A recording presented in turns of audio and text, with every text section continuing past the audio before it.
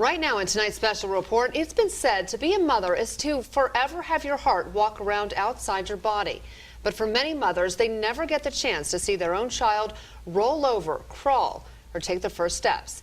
I spoke with a woman who feels that pain times two.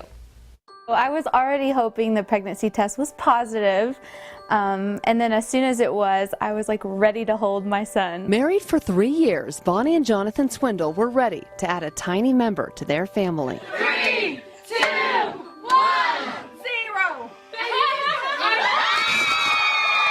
We just had the perfect pregnancy with Oliver. No risk factors. I mean, he was growing big. Move in. Oh my goodness. Oh my word. Oh my word.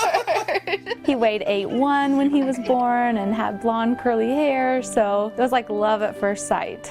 But something wasn't quite right. They said, well, he's breathing on his own, but we've had to paralyze him. At just 2 days old, Oliver had open heart surgery. But after 8 long hours, the Swindles got good news from the surgeon. He told us Oliver would grow up to be a normal, healthy kid, play sports, and maybe have a heart check once a year. But the recovery did not go as they'd hoped. 2.5 weeks later, I finally came in the room on July 1st, and the nurse said, "Do you want to hold him?"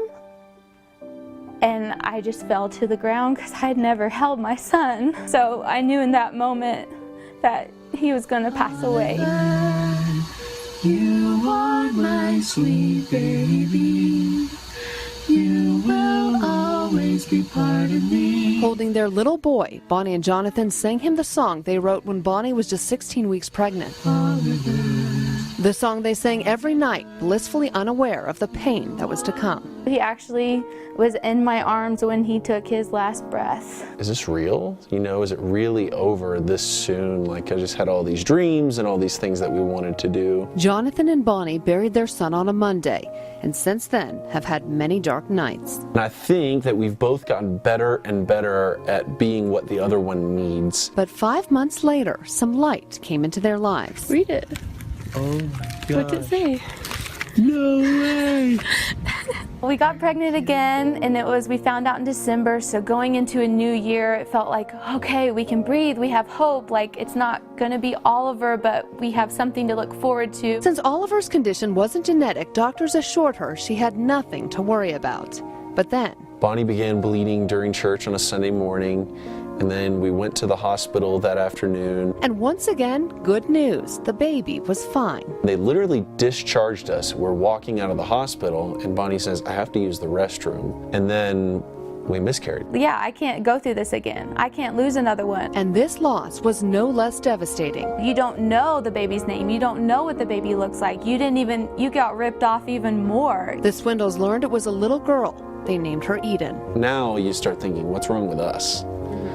You know, we've lost 2. And those dark days got even darker. They wondered if it was time to go their separate ways. Some days Bonnie thought she was ready to leave this world. The load doesn't get lighter, you just get stronger. Ultimately, Oliver and Eden, Bonnie's 2 angels, kept her going. I hope that they're proud of me. You know, I think about that sometimes. Like, I love them so much, and like I want to make them proud. And she and Jonathan decided they're in it for the long haul. Whatever comes, whatever we go through, we're going to be in it together. Fast forward nearly 2 years, a prayer answered. We are more than ready for her. That's right, the Swindles are expecting a baby girl. In fact, Come in.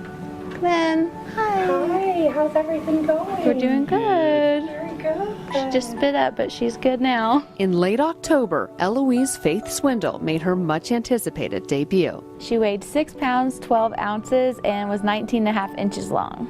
So tiny. She's here, and she's healthy. I can't stop looking at her. I can hardly sleep.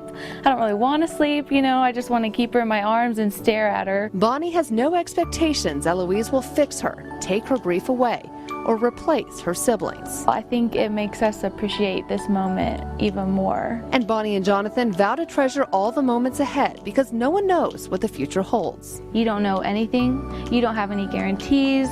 You know, you're not certain of any outcome, or that we would get to keep her, or that she wouldn't be stillborn, or we won't get home and there's SIDS, or, you know. But it's just saying I'm trusting. I'm just choosing to trust regardless of what I see. With stories like this, there's no happy ending, but there is hope. there's always hope. Mom, I love you, sweet girl. I can't believe we're going home today. I'm excited to go home. Let's go home. And I dropped by to see little Eloise today. She is thriving, she's growing, and she is so loved.